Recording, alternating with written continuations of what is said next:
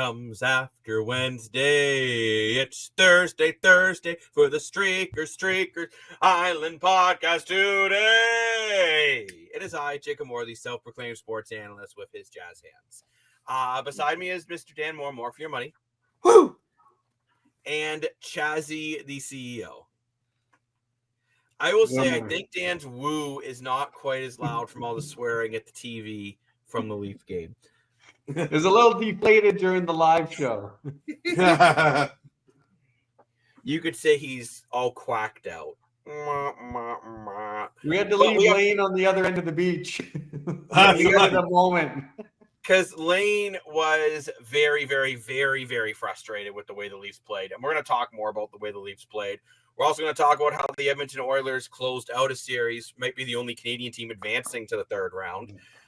As the Jets are struggling to hang on versus the Stars, but the Washington Capitals are also struggling to hang on against the Carolina Hurricanes. CFL Training Camp's underway with the first round of cuts, and we saw one cut by the Winnipeg Blue Bombers that really left me perplexed. We got NBA playoffs, OHL playoffs, and more random crap that we randomly throw in. But I want to get right into how Lane was feeling after that tough loss for the Toronto Maple Leafs. And reason why I wanted to run the clip this way, I want your guys' live reaction, now that we've had a little bit of time to calm down, about how Lane was feeling after this one. Just passion spewing. I want to say, and I know he's not going to listen to Dashing Lane Dashko at 1:08 at night. He's already calling you out there, Dan. Morning, but I have a message to Mitch Marner. Here he goes. If they can read what this This says. is when the barrels goes over Niagara Falls. No. Yeah, exactly. No. What does that say? Toronto Maple Leafs. Right. What does this say? Poor Lane. Well, it's backwards, but Marner. this guy is the biggest, most pathetic player in the NHL. How dare you? Do you talk about making $13 million when this is the thing? See, when you were a little kid, you put this on. You went to school, and you don't give two rats' ass about this. You only care about Look at his eyes. He felt that. Oh, yeah. You don't care about this. The fans care. I care.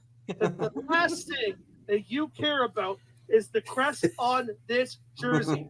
The same goes with Austin Matthews. And honestly, at this point, the same goes to John Tavares. John Tia the Three Six. of you are absolutely pathetic. Here he goes. Care about what if, when happened, Stolar's this, all that. No, it's been 8 flipping years. You can tell me wanted to use a different word so much. He was choosing his words carefully. I'm sick of it. I'm done with it.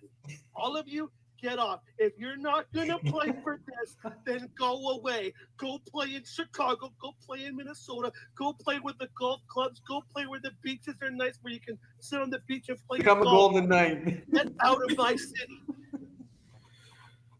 Wowzers. Wow. Lane Dashing Dashko. I have never seen him this angry, and I've known the man for a couple years. Well, we felt it for 2 nights ago, though. We felt he was on that tightrope. He was. Like game 4 loss. You could feel it. He showed some passion. Just today, poor Lane. But you know what, though? It's kind of hard to disagree with him. Yeah. Marner, who didn't show up. John Tavares didn't show up. Austin Matthews didn't show up. I do agree with him. Like, what's happened to your power play? Like, from the regular season to here, like, what has happened here? So this has been the Leafs power play all season. It is either the best power play in the league or it is garbage. I think you have to fire Mark Savard. For game 6. No, I'm kidding. You're not going to fire him going into No, but I mean, at the end of this, regardless if it ends in game 6 or ends winning Stanley Cup, you got to fire him. I look at this Leaf team and I look at the power play. Number one, Marner has not been able to get shots through with traffic, which has been a big issue, where Morgan Riley can. Riley's got to be back on the top unit. Tavares moved down to the second unit because the second unit can't win the faceoff. I agree because it's not like Wiley's not offensive defenseman. He has as you pointing out, Jacob, in the live show, he has as many points as John Tavares. He's very good offensively. So why not use him? Like I think with some teams they don't have offensive defensemen, okay, but Toronto has one of the best ones in Morgan Wiley, so use him. Well, and it's one of those things though, but you can't just blame the power play in this. 5-on-5, they've been terrible. They have one goal over their last 7.5 periods. The only thing I'll That's say about Mr. Dasko's rant is, as great as it was, if we win Game 6 and Game 7, the rant was useless. We're back in business. I don't know if it's useless or not, though, because it does feel like these guys just don't always give it an effort, right? And can you imagine if you had the New York Islanders' effort with the Toronto Maple Leafs' talent? Oh, yeah. You would literally be unstoppable. Yeah, for sure. The Leafs, it's tough. Ever since Joseph Woll had to come in for Anthony Stolarz, and I'm not blaming Joseph Woll the way Dan does. If you watch our live show, which that clip was from the live show we did, I sang a beautiful song, a love ballad or a hatred ballad to What's Wrong with the Toronto Maple Leafs. But you can't blame Joseph Woll for all of this. Yet the fourth goal was so deflating today, I literally thought Tom Brady was trying to win a Super Bowl.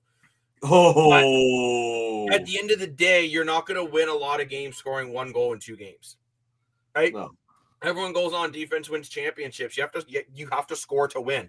In football, the defense can literally score, right? And in hockey, someone has to provide offense, and the whole team just needs to be better. I mean, it is difficult for me to put William Nylander in that conversation because he was flying again until the game was out of reach. You can see how frustrated he is on the bench. Matthews and Marner and Tavares, I can't tell if they're up 3 or down 3. And like how surprised were you about tonight's game? Like 6-1. Like, honestly, I thought someone was going to step up. Yeah. I was expecting someone to score besides Nick Robertson. I honestly thought we were getting a W. I really did. Like, don't get me wrong, there are more issues than just the offense, and there's more issues than just the core. I'm going to say the core 3 at this point because I don't feel Nylander's part of the problem. I feel he's part of the solution. Yeah. But it's got to start with who you're paying the most money. It's kind of like if a bank goes bankrupt, you're probably not blaming the janitor, you're blaming the CEO.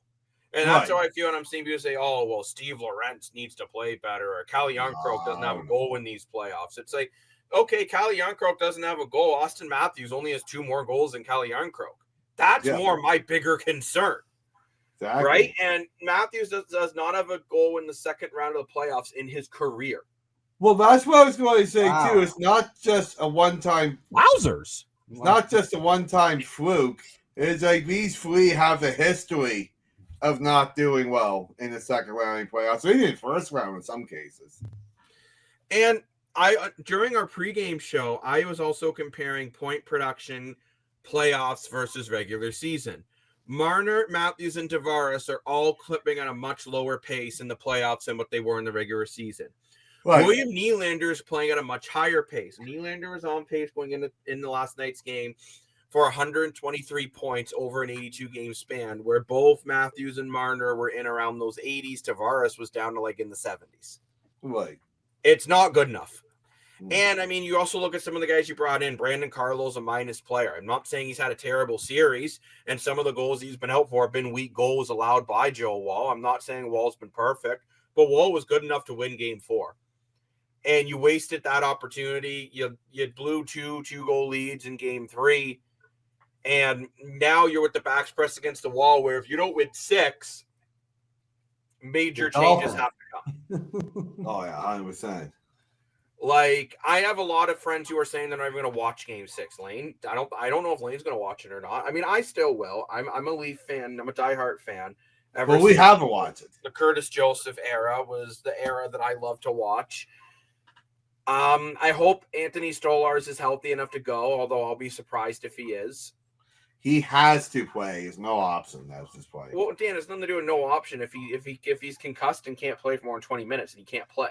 So you can play with empty net, have six people out there. Like, it's bad. So, Dan, would you go to Matt Murray then over Joe Woll? Yes. Okay, Chazzy, would you go to Matt Murray over Joe Wall? No, because you guys said there was some controversy at the end of the season. Like, yeah, you got lit tonight. The whole team got lit up last night. So, yeah, he let in some goals, but not all his fault. The team came out flat. You had 4 shots in the first period. When you're saying they're going to come out on fire. Can I just also quickly? I want to quickly jump in here. Out of those 4 shots in the first period, 2 of them were from Nylander. Yeah, exactly. One was from Benoit, and I can't remember who the 4th one was from, but I just want to throw that out there. When Nylander's getting half your shots in a period and it's only 4 shots, that's a problem. Yeah. I will say with Joe Wall, though, I would start him game 6, but on a very, very short leash. I would have pulled him after that 4th goal, straight up. Right. I wouldn't have allowed him in. I wouldn't have brought him back out for the 3rd period. I wouldn't have let in that 5th one. I would have pulled him after the 4th goal because the 4th goal was bad. With Wall, he lately, and Dan has nailed this pretty well this year. He seems to let in 1 deflating goal per game. Yes. And he did it at another really bad time because at least it just killed off a penalty. You had Patches throwing his weight around. Nylander got a really good chance. And then Woll lets in a goal off a terrible turnover from Marner. I do want to add that in there. True. Again, I thought this was Mitch. I thought Matthews and Marner arguably had their worst playoff game of their entire career.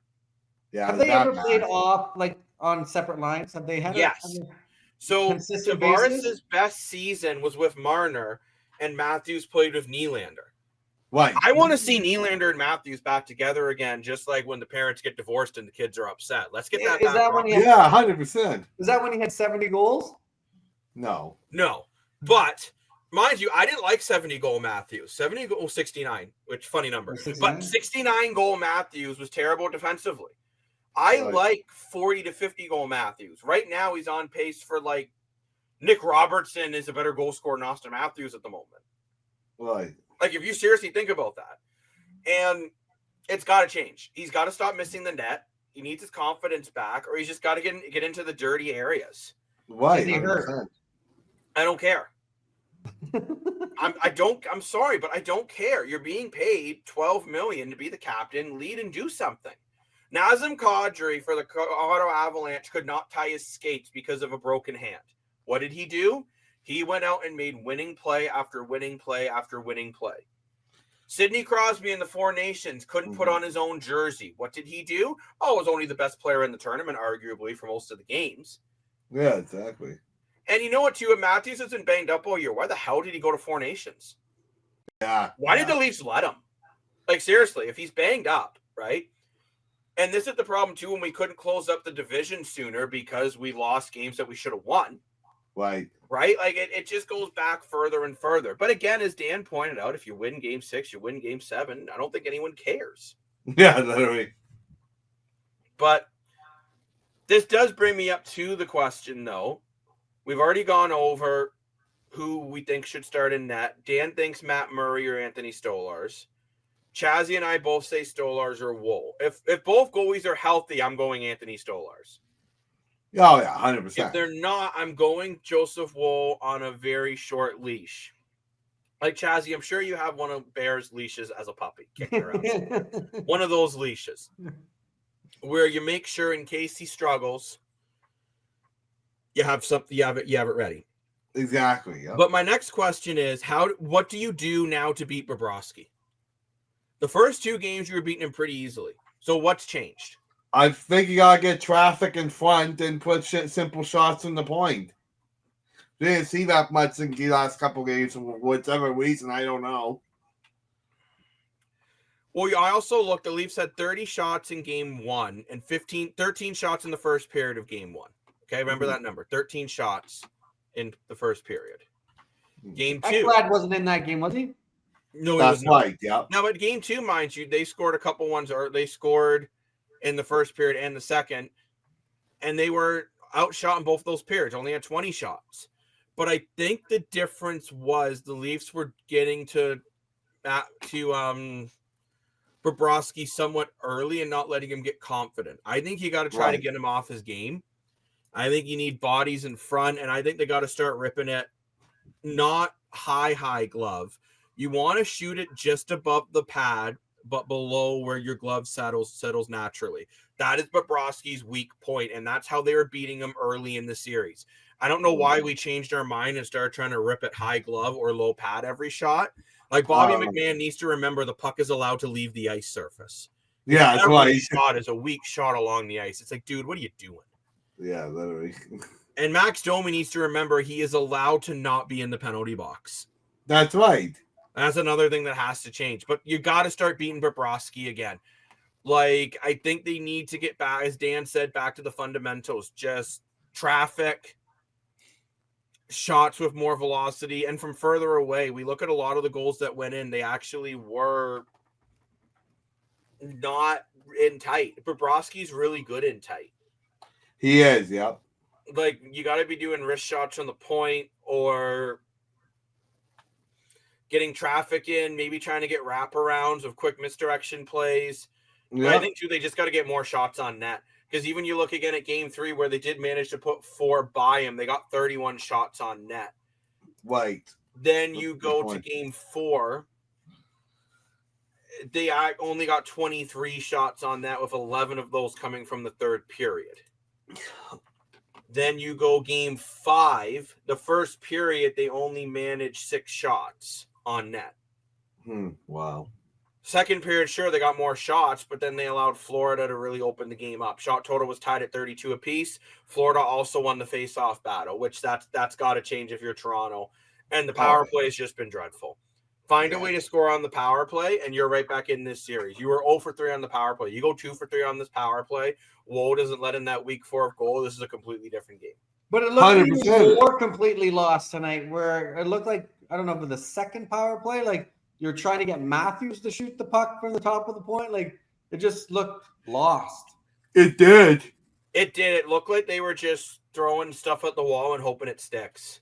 Yeah. I don't know if they need to go back. I think they need to simplify the power play drastically. I think they need to have Nylander and Riley running the point, Tavares down to the second unit, because then at least you can get a face-off win on the second unit. Just put Nyes in front of the net, Marner and Matthews kind of off to the bumper positions, and just try to get shots of Nyes blocking for a good screen. No more of this fancy 5, 6, 7, 8, 9, 10 passes, because Florida eats up the passing lanes the way I eat free all-you-can-eat pancakes. They're gone. Exactly. It's got to change if you're Toronto, and you need to change your game. Look at the Edmonton Oilers, for example, who just beat the Vegas Golden Knights in 5. Yeah. Wow. Didn't see that coming. They adapted huge, right? They just said, okay, Calvin Pickett's going to get injured. That's fine. McDavid and Draisaitl aren't going to be able to do anything. No problem. Aiden Hill is actually going to have a pretty good game. That's okay. We're not going to let you score we're not going to let you score for the first 3 periods. That's fine. We're going to beat you in faceoffs. That's okay. We're going to shut down your power play. No big deal. We're going to out-hit you. That's okay. We're going to block more shots than you. Yeah, sure, whatever. And Edmonton found a way to win. They got good goaltending from Stuart Skinner. Can't believe I'm saying that. Which is a point that I'll make about the Leafs too. If you talk to Oilers fans a week ago saying is Stuart Skinner going to get back-to-back shutouts, I would have said yeah with the AHL affiliate. Yeah, exactly. Right, and instead, look, he's done it here in the playoffs and has got Edmonton past the Golden Knights. Edmonton has adapted their game when McDavid and Draisaitl have been ineffective. They found ways to make the team effective. Toronto just needs to do the same thing. Yep, 100%. But what are you seeing from Edmonton now? Like, Chazzy, do you think Edmonton can beat either Dallas or Winnipeg next round? Oh, 1,000%. Absolutely. Wow. If they're playing the way that they are right now, it's like I said, the team's on a mission. Wow. I think Dallas it'll probably be Dallas. Well, if any team's going to come back from 3 games to 1, it is that Winnipeg Jets team. But I think Dallas is going to be a hard team to take down, and I think McDavid and Draisaitl are going to have to get their game to another level to do it. Oh, I'm not saying Dallas would be easy. I'm just saying I think they can compete with them. I would think in order to beat Dallas, McDavid and Draisaitl will have a match waiting in.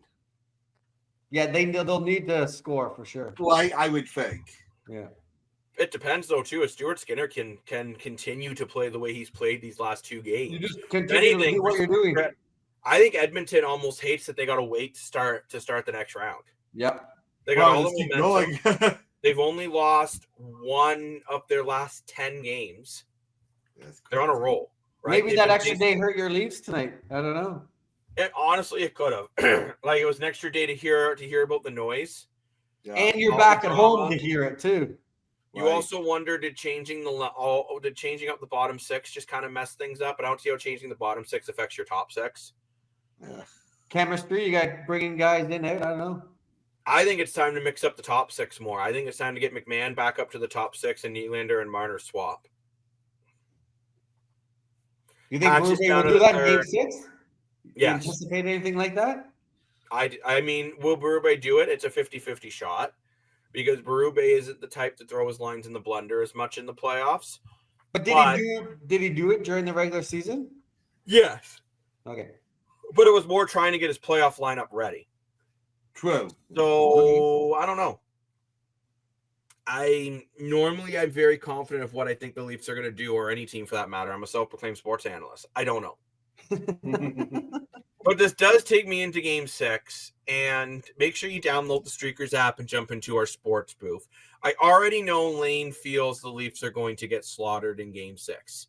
He is not going to be He's watching. devastated. He's He is devastated. devastated. And again, if you want to hear Lane and Dan and Chazzy and myself's more raw reaction to it, watch that post-game show on our Facebook and YouTube channel.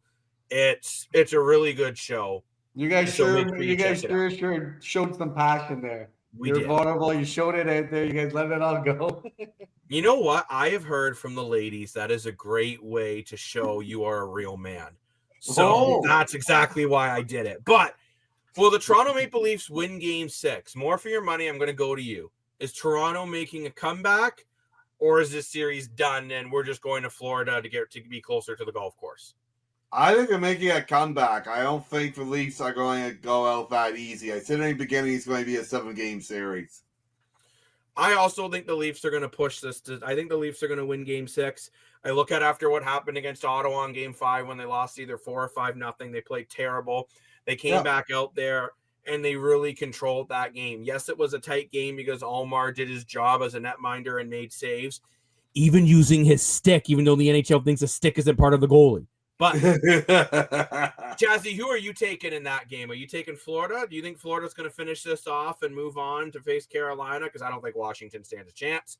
Or do you think the Leafs are going to push it to 7 so MLSC can sell some more tickets? No, I think the series is done in 6. However, I will say if they do squeak a win out, going back into Game 7, it is anyone's game because we talk about momentum. Florida, obviously, like I said, you guys poked the bear. Momentum in Game 5 demolished, and Game 6, I don't know. It's going to be tough to match the momentum and the swagger this Florida Panthers team has going back home. You get to play right away. You don't have that extra day, and you can continue. So the Leafs definitely got an uphill battle, but I don't know. The destination's in their hand, right? So they have a chance. But I don't see it. I think Florida will finish it. Okay, but now I want to go over some props. I'm going to do a new way to do the props. We did this on our last live show. So we have 4 different props in there. I'm going to ask each of you about one prop. Okay. If everyone wants to know the rest of your answers, they need to get into the Streakers app and find out. Right. So, Chazzy, I want to start with you. You think Florida is going to win, but will Bobrovsky get another shutout?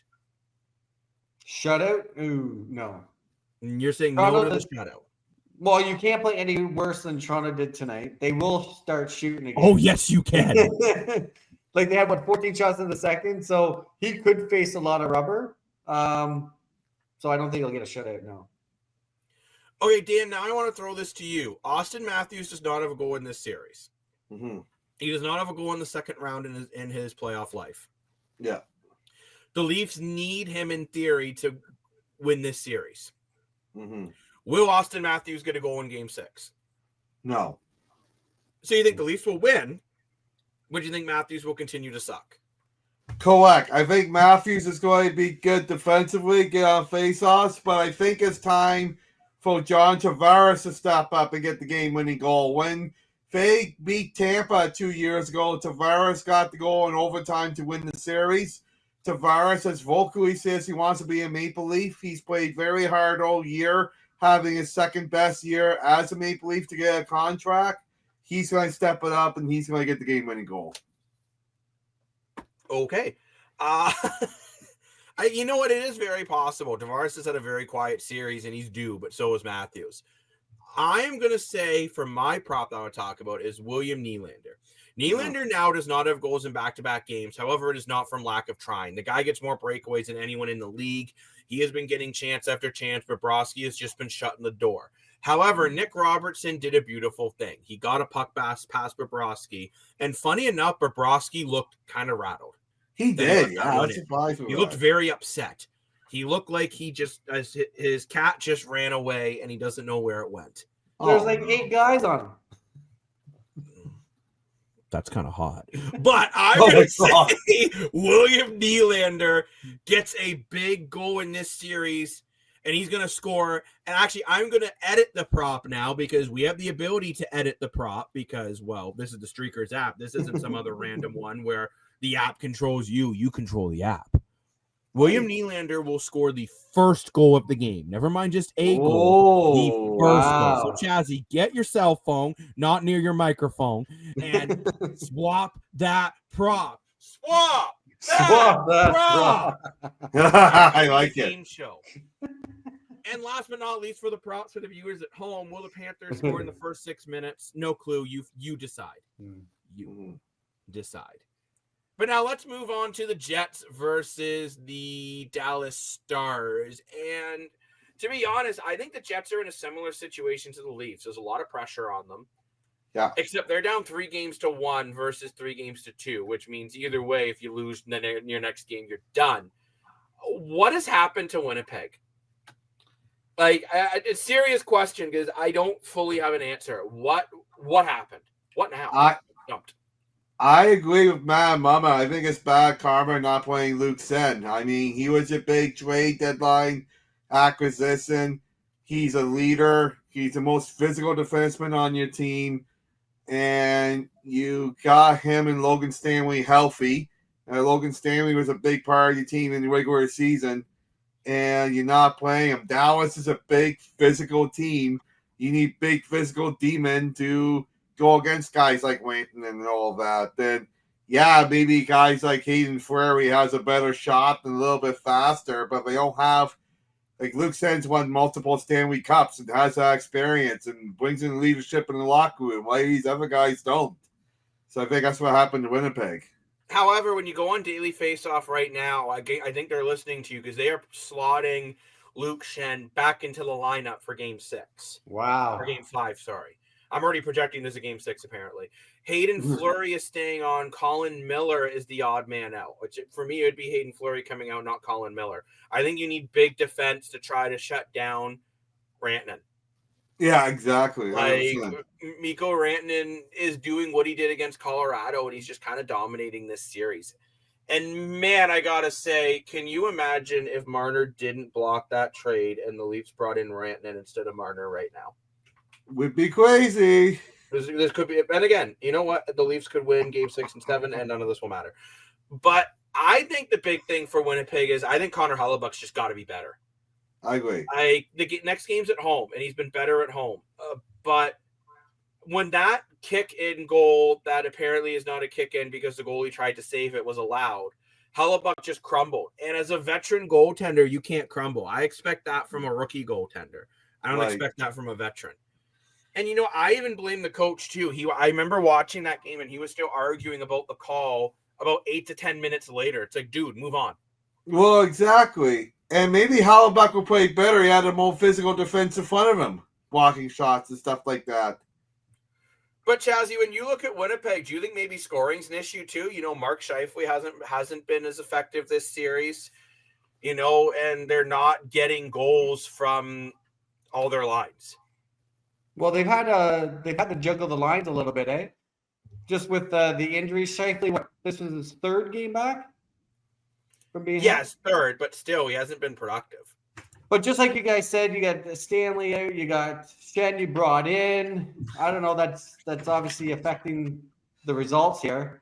They still, I don't count the Jets out. The big hurdle is going to go if you do get Game 5, you're going to have to go win on the road, which obviously you can't at the moment. But we'll see. Yeah, but I'm not counting them out. That's for sure. Lines up. There are some tweaks going into this next game. I noticed they swapped Adam Lowry to second centerman. Yes, Lowry to the second line. That's interesting. Iafallo went from the fourth line to the first line. He's been playing well. I'm surprised Cole Perfetti is still on the third. I would have actually brought up Perfetti to the second to play with Ehlers and Lowry. But at least the coach is juggling the lines up a bit. I think you need more out of Scheifele, Iafallo, and Scheifele and Iafallo and Connor. I think those are your guys that you are paying the money to score goals and create offense. Kind of the same way we say about the Leafs with Marner, Matthews, and Tavares. Those are the guys that are making the big bucks in Winnipeg, and they need to do more. But do you guys think they have a chance to in this series, or do you feel they're done? No, I with Stanley there, the analyst, don't you think Stanley should be in there? I think Logan Stanley should be in the lineup, but, I mean, the coach does not agree. But, Chazzy, when you look at them then, do you think this team could win 3 straight against Dallas? It'll be a big mountain to climb, but I think they definitely can, yes. So, Dan, you don't look as confident.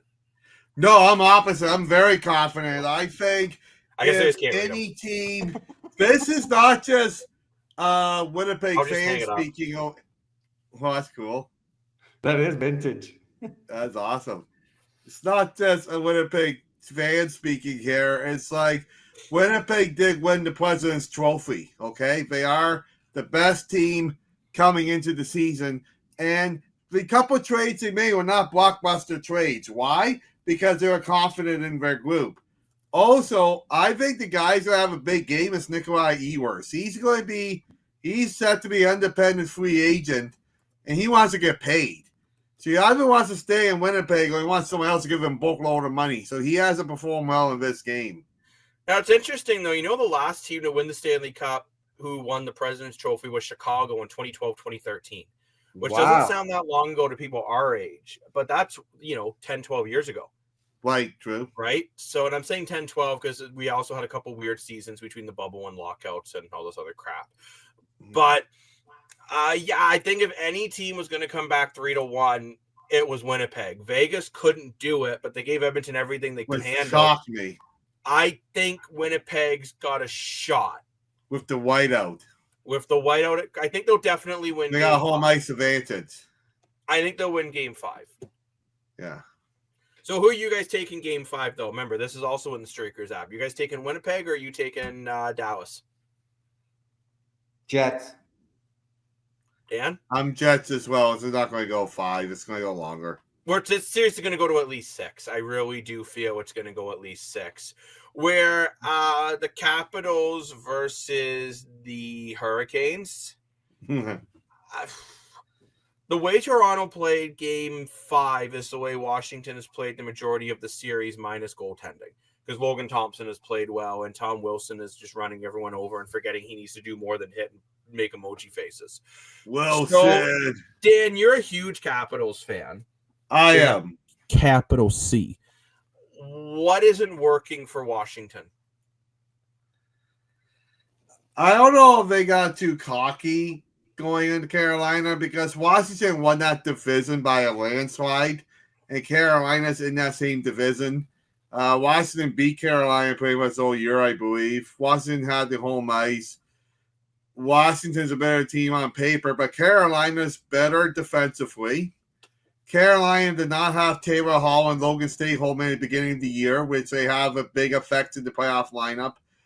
And Carolina's, and they have Frederick Anderson in the beginning of the year, right? So for a team that finished second in the division versus a team now are two different teams. True. I also think you're seeing the veteran coach of Rob Blendermore out coaching the sophomore coach in Washington. Which is funny, the Washington coach has been nominated for Coach of the Year, but he really has not been able to handle Carolina's 4-line attack. No, exactly. And it's like maybe I'm a little biased because I'm a Caps fan, but I think Washington still got a chance. I mean, Ovi's the greatest goal scorer of all time. Wilson is the biggest hitter in the league, in my opinion. Not Brady Tkachuk or Matthew Tkachuk. Wilson, okay, Canadian. And I think there's just too much veteran presence in Washington to get eliminated in 5 games by Carolina. So I think it's going to go a bit deeper. Breaking news, by the way, from the end of the Leaf game. Nick Robertson got a 10-minute misconduct, and so did Max Domi. For what? When Toronto scored. So watch out if there's any suspensions coming See, I up. told you there was a pile up on Playoff Bob. I don't know how Robertson got a penalty for just being in the fetal position. But yeah, Dan, I get what you're saying. I don't see Washington doing it. Ovechkin has not been relevant in this series. Neither is Dylan Strome. Are they just shutting him down, though? Are they the only team that's able to shut Ovi down? It's been Carolina. And Frederik Andersen's playing at a really high level right now. When he's only got to face between 20 and 25 shots a game, he can be really solid, right? If Washington can find a way to put 30, 35, 40 shots on net, I think it's a different game. They might win game 5, which, again, this is in the Streakers app. If you want to send a rivalry to me, if you think I'm wrong saying Washington's done, send me a rivalry and prove me wrong and earn the points. But I think I'm right because I think I'm pretty smart. Like, I even know when it's cold in a house to put on a sweater where Dan doesn't realize that. That's why I'm wearing the sweater, just to prove a point to Dan that sweaters exist. Well, I'm smart with my money. I don't clink the AC blaming in mid-May. It's gonna be May. But I do have some props for you guys for the Capitals Carolina game because I personally think the game's just done. But Craig, looking at you, beautiful man, is Frederik Andersen going to have to make at least 23 saves? I picked a weird number because I can do that with this app. I'm going to say yes. Dan, you're also a beautiful man. Will the gray-haired wonder Alexander Ovechkin get a goal in back-to-back games for the first time in the second round this year? Yes.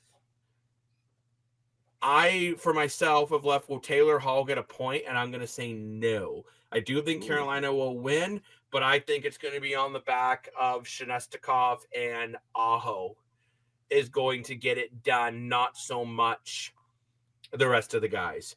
But remember, though, everyone, to check in on the Streakers app. There are props in there for the Jets versus the Stars as well in our sports booth. So make sure you get in there and check out those props. We will post those props on our social media just for you. Oh, yeah. Look how nice we are. Good smell of a condenser microphone in the morning. But let's get into the NBA playoffs because, Craig, I was debating on taking this off, but you're like, no! I have to talk about it. So, Chazzy, what is so big about the NBA playoffs that Dan will pretend to understand and that will blow my mind? Well, we were talking with Lane the other night about what's happened to the Celtics, and then they got a big blow with Tatum going out with rupturing his Achilles, which is big because that's a long rehab. So, but what do the Celtics do tonight? They blow out the Knicks by almost 25 points, 127-102. So they stay in that series down 3-2, going back to New York. But Boston's just on another level if they're able to do this without Tatum. And then looks like the young Edwards has moved on and taken out who I said the Golden State Warriors because of Draymond Green.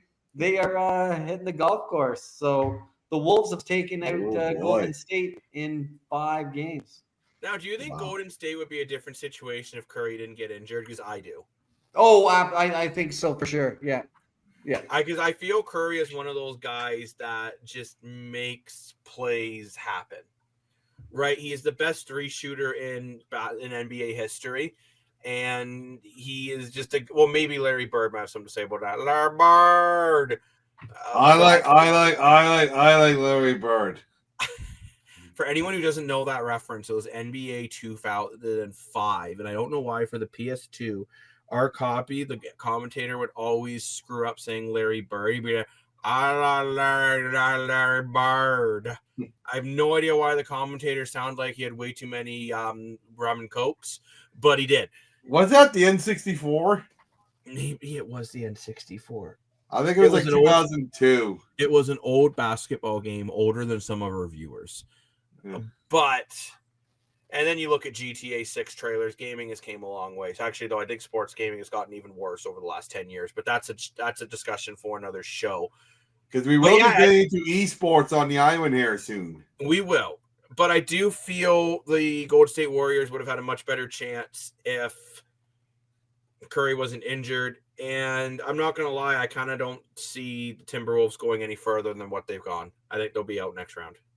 Well, yeah, because they'll have to face, well, here going into tonight, OKC has a chance to knock off the Nuggets in 6. But they're going back to Denver with OKC up 3-2. So that should be an exciting game tonight. So that will be. I don't know what it is. I think Anthony Edwards is getting way too cocky, and I think he needs to be brought down a level. When he's trying to say that he's better than Michael Jordan because he can lay up with both hands, it's like, dude, go away. Yeah, but he's been talking about that forever. I know, but it's like, I think when you're talking about that during the playoffs, it's like, dude, focus on the playoffs, not that you're better than Michael Jordan, even though you're not. Yeah, we'll see, because he wants his brand to be, who's Jordan? This is Edwards. It's Edwards' time, so we'll see what he does. Yeah, but even then, it's not Edwards' time because LeBron James hasn't retired yet. Neither is Steph Curry. Yeah, until those guys retire, they're going to be known as the best players of this era. What? But if Edwards pulls this off, he'll be known as the next coming in the association. Yeah, but everyone said Kawhi Leonard was the next coming, and then he just went away. But he's injury prone. Oh yeah, but Edwards could get ran over by a bus. We don't know. Oh boy. I hope That'd not. But... I hope not either. By the way, I'm not saying that I want to be ran over by a bus.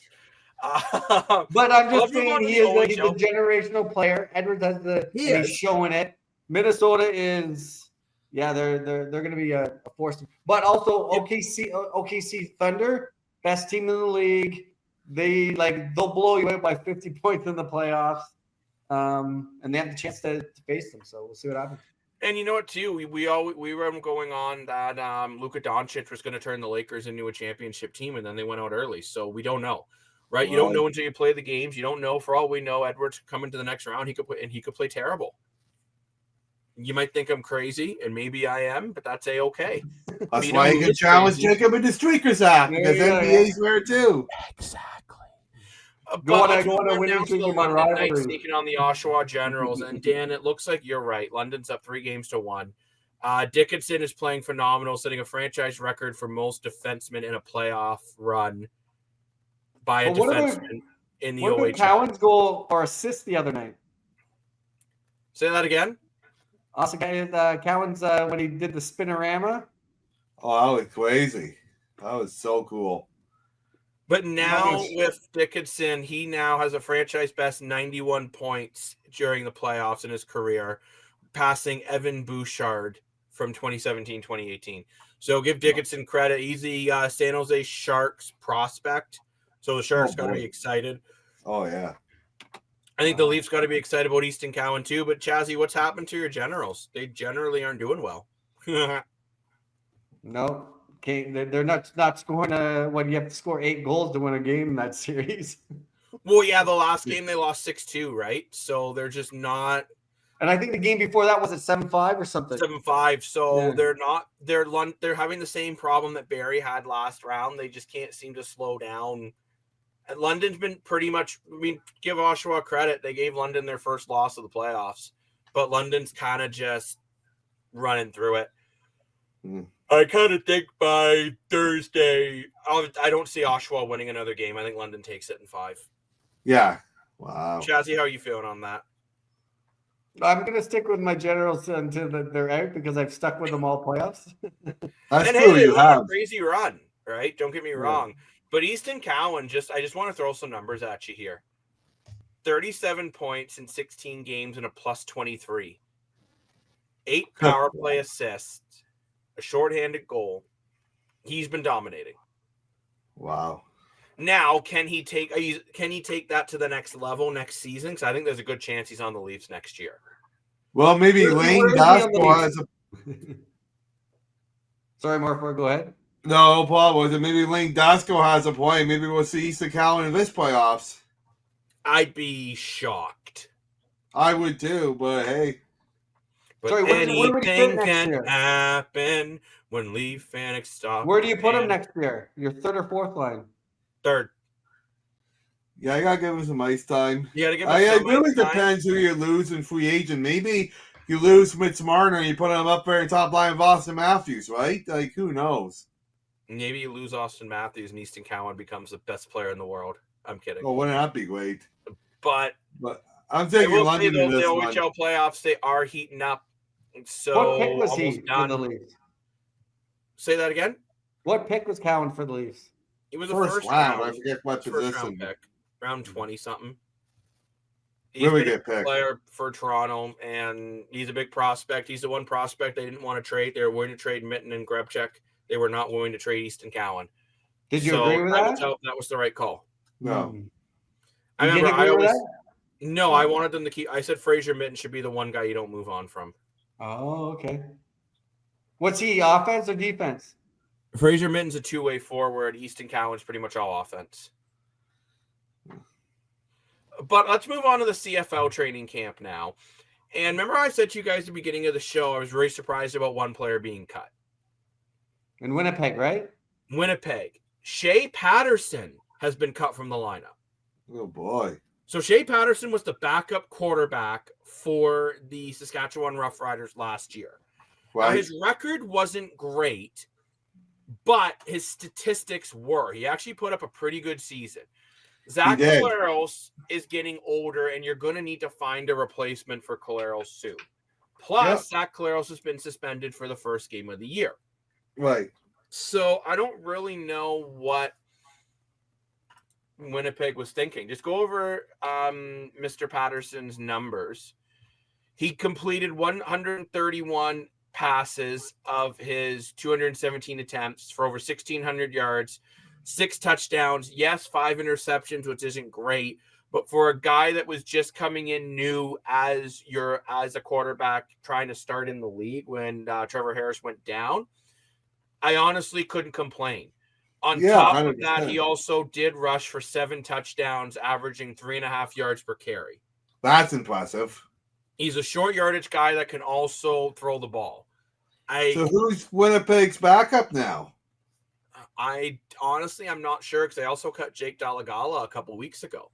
So why? That's what I'm confused about. They must have some young stud that they really like, or they're watching the Ottawa Red Blacks and thinking that they have too many quarterbacks, as we discussed on the Tuesday episode, and they're going to pick one of them up.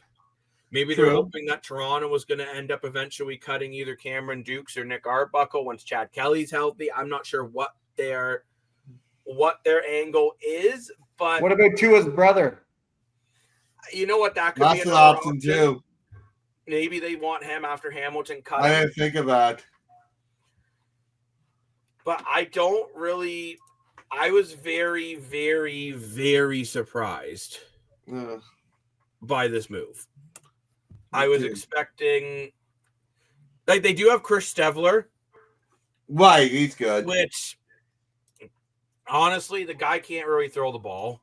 He's more of a short yardage quarterback. Was in the NFL for a couple of years, actually. Yeah. So time will tell, but it was a decision that I didn't agree with. No. So right now you have Trey Wilson, who he came in that playoff game and looked terrible in the Grey Cup. But I mean, it was a Grey Cup and it was his first game.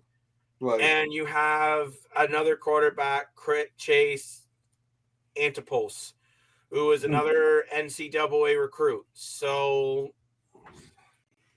that's risky. Very risky cutting a guy like Shea Patterson. But you know what? Maybe they're playing chess while I'm playing checkers. I don't know.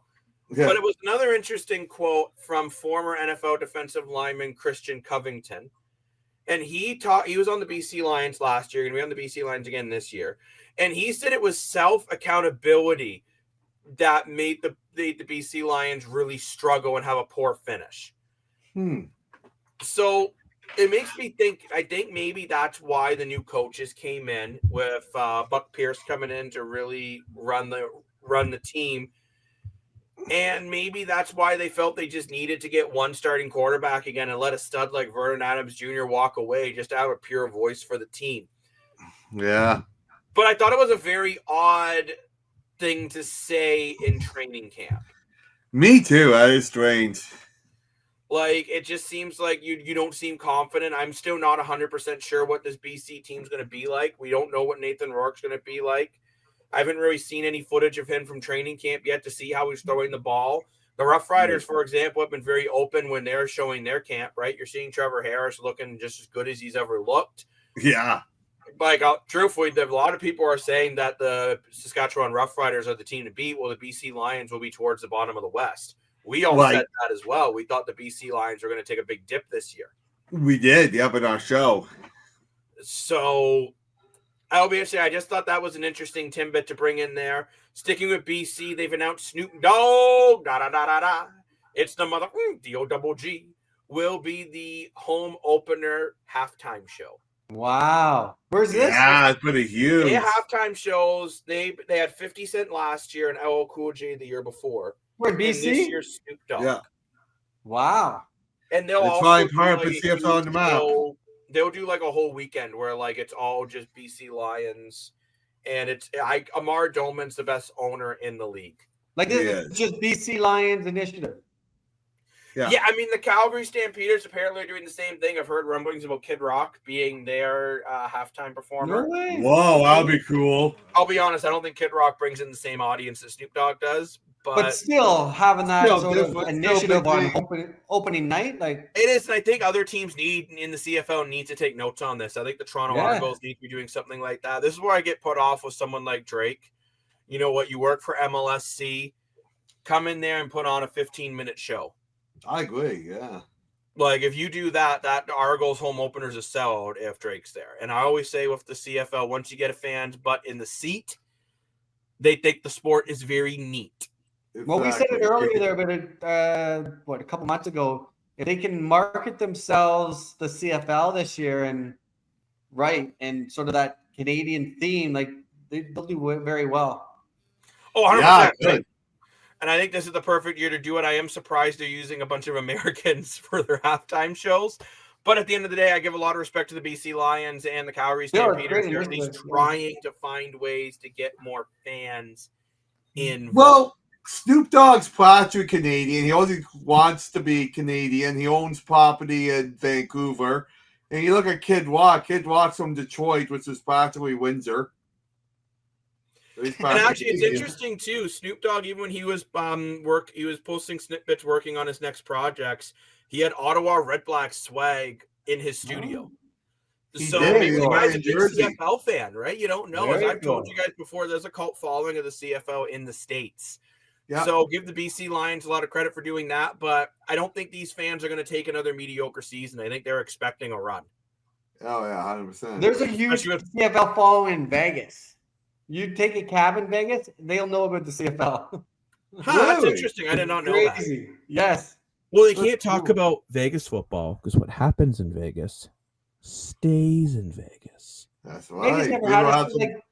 Back when they expanded to the U.S., Vegas didn't. It wasn't Vegas. Did they ever have a Vegas CFL team? No. I think they did.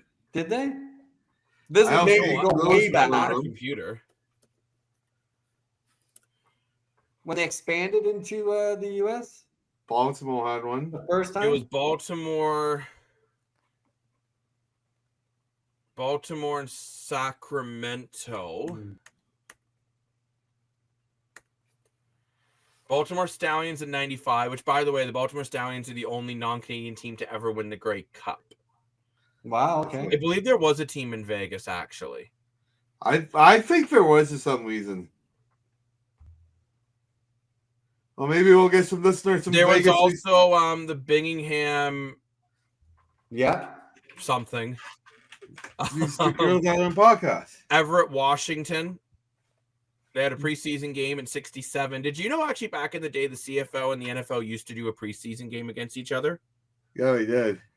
Very cool. And fun fact about that, The NFL never won a game playing CFL rules. Wow. CFL, out of the 7 games they did, CFL did manage to win 2 games playing NFL rules. But NFL was never able to win a CFL road game. So I thought that was interesting. It's Very it cool. I for do Las wanna- Vegas Posse. That was it. I was right. Yes, Queen. Mid-90s, established in 94, but only participated in 1 year. Yeah, the U.S. expansion, unfortunately, did. Although the Baltimore swag was awesome. Yeah, that was cool. There has been talks at the UFL folds about potentially taking over that Los Angeles team. You know, the one that's getting like 30, 40,000 fans a week. They've been Right. talks there about potentially putting a CFL team out there. And again, there still are the talks in Halifax. But I don't know if you guys have heard about the drama in Hamilton going on with Bo Levi Mitchell and head coach Scott Milanovich. Yeah. So you might not know this, Chazzy, but Bo Levi Mitchell threw the most passing yards in the CFL last year, most touchdowns, but also the most interceptions. And Scott Milanovich hates turnovers with a capital H. Like he would rather not try for the first down and not turn the ball over. That is his mantra. So he actually benched Bo Levi Mitchell before Taylor Powell had a season-ending injury, which put him back in. But he pulled Bo Levi Mitchell due to the injury issues, and then he became the East MOP finalist and most outstanding player in the league once he got back in.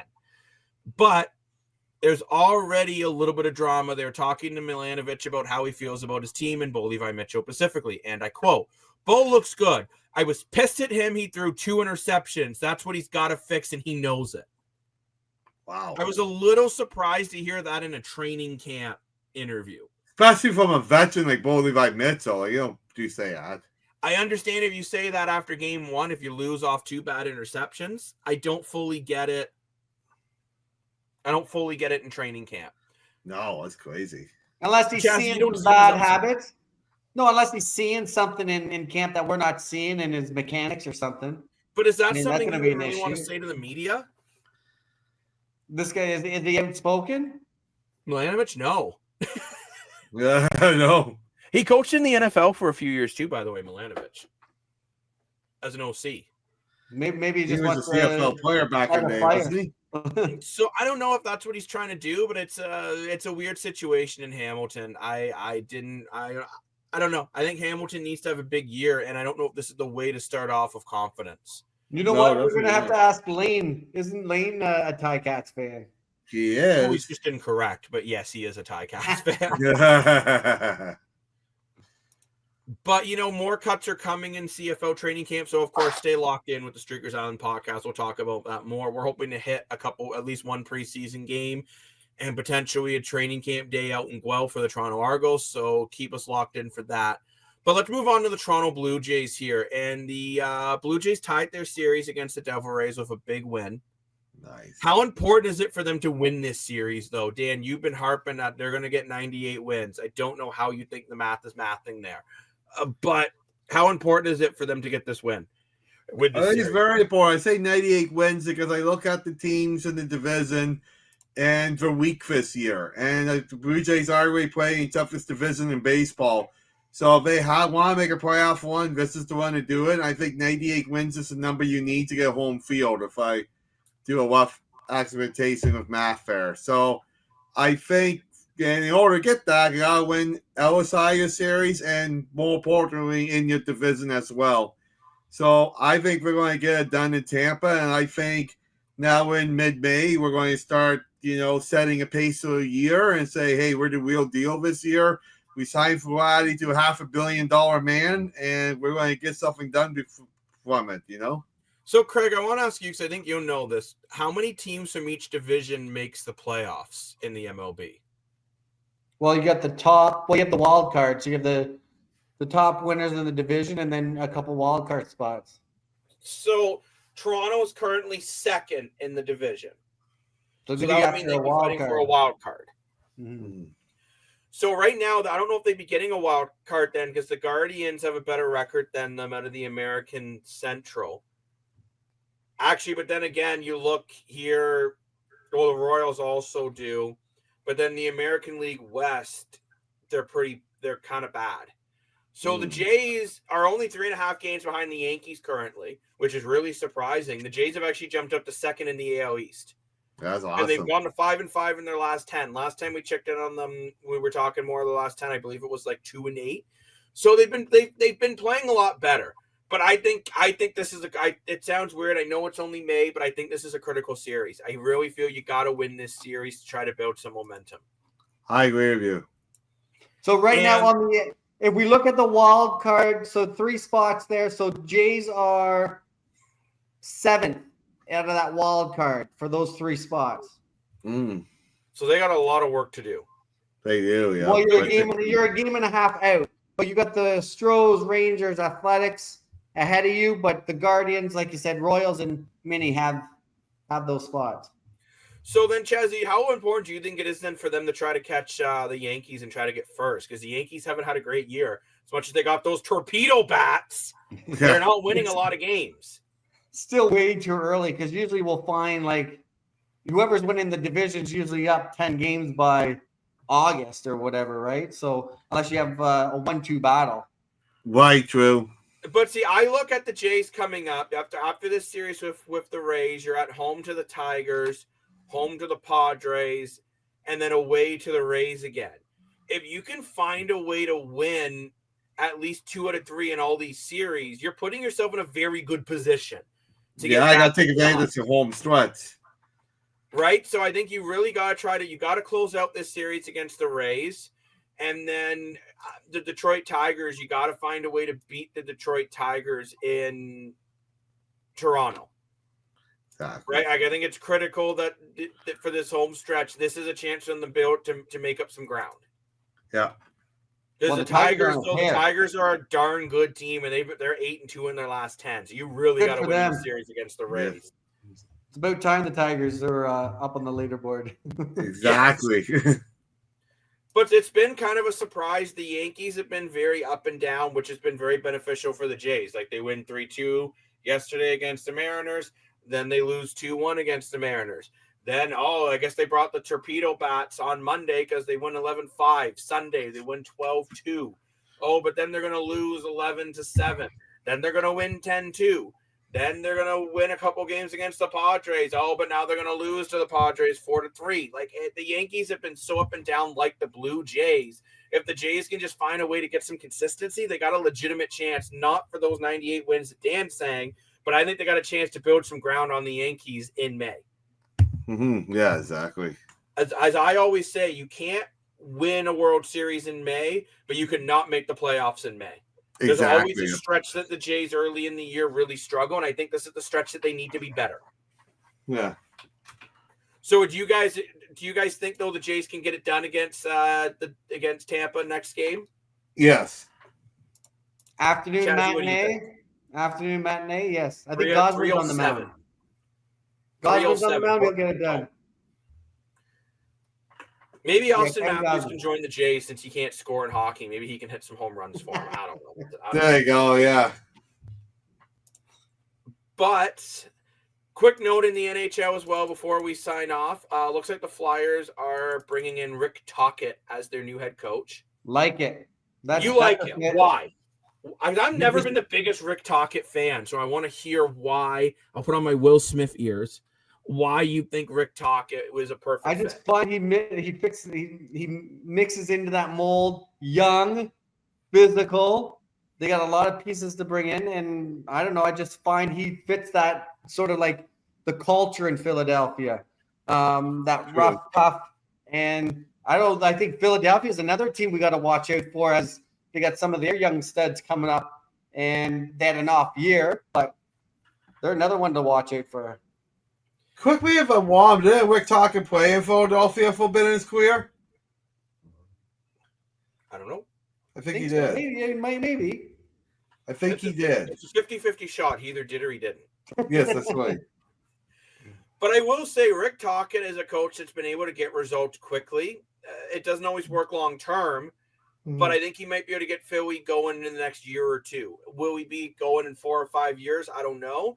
But I think he is probably the best coach available, considering you're not going to bring back Torts after you just fired him. Yeah. Sullivan's with the Rangers. Joe Quenneville, I am shocked he got another job. I know that's not on the script, but screw it. Are you guys surprised about Joe Quenneville? No. Sorry, where did Joe go? Joel? Where did Quenneville go? That's a good. I don't remember now. He went home to tell his cat Whiskers how much he loves them. No, but I'm actually going to look this up instead of just talking on my butt. Joe Quenneville is now the head coach of the Anaheim Not So Mighty Ducks. Well, Morpho, you were right. Yeah, they drafted him. Talk it. Oh, okay. I thought, okay, cool. In 83. So he knows the city. He knows the culture. He Boston Street Boys. Yeah, I think it'd be a good fit. He had 2 stints in Philadelphia. That's what it was. 2 stints. Yeah, I thought he did. He played very like the late 90s or so, did he? Mid 80s. Mid 80s. Okay, cool. Yeah, late 80s. He had 18 seasons. Wow. 2,970 penalty minutes. Holy cow. Inducted into the Flyers Hall of Fame. Here we go. 2021. Cool. So it's perfect. Keeping up what's going on in kind of off-season mode in the NHL, the New York Islanders have got it down about 4 to 5 candidates for the GM job. Bergevin from the former, I believe he used to be the GM in Montreal, if I'm not mistaken. Yeah, he's been kind of the one that's been really leading the charge there since they fired Lou Lamoriello after 7 seasons. He was up in his 80s, wasn't he? I think this is a good time for a change, though, for the Islanders. This year was a real disappointing year for the Islanders, in my opinion. But at least you got a good draft pick. Yeah, they got the first overall pick. So first overall pick. So let's see if they can do something with that. We also have Mr. Foote is going to be the new head coach of the Vancouver Canucks. Yeah, I was surprised. I was surprised by that one as well. I don't want to get into everything because we don't have the facts on it, but everything that's going on in the Hockey Canada world, I was a little surprised to see a Foote family member getting in that role. Straight up, same with Quenneville. I'm going to say this year, I don't think Quenneville should be allowed to coach in the NHL anymore. I think he really, really messed up in Chicago, and for him to say he didn't know what was going on, it just means you're an idiot. Like, he either was complacent and was fine what was going on, or he's stupid. So then that's just my 2 cents on it. I don't see how you can be a head coach and not know that what was going on in Chicago was going on. Right. So, like, Chazzy, I want to ask you that. Like, do you feel Quenneville could have actually not known what was going on? And still be a man with a brain? I'm going to be honest, I don't know too much about what... So that was the whole Kyle Beach situation, right? So where players sexually assaulted him when he had bad games and so on and so forth. I don't see how a coach doesn't know about that. Yeah, the head coach usually knows what's going on. But I think it's time we sign off. Dan, do you have a mindset for us? I do, yeah. We saw Layton's clip at the beginning of the live show there. And we witnessed it watching the Maple Leaf game of not just Lane, many fans frustrated in the White Wheat show. And again, we had people full for jerseys on the ice. Hey, I get it. You're frustrated. You want to send a message. I get you want to do something. Even if you want to give up your Leaf jersey, there's, as I say, another person's trash is another man's treasure. I'm sorry you could give that jersey away somewhere to someone that would really appreciate it versus throwing it on the ice. Man, that's an excellent point. You know what? What you don't want, someone else might desperately need. This might sound a little odd to say it too, but there's a huge homeless community that could have been using that to keep warm, just to throw it on the ice and basically use it as trash. Also seen on TikTok, there are some people burning their Leaf jerseys into flames. Like, wow. Tonight, yeah. It's like when LeBron James left the Cavaliers. No. So, you know what? Maybe think a little bit before you do your action. But we need to think about going to bed. So thank you very much for joining the Streakers Island podcast. Make sure you download the Streakers app. Great app. Lots of fun.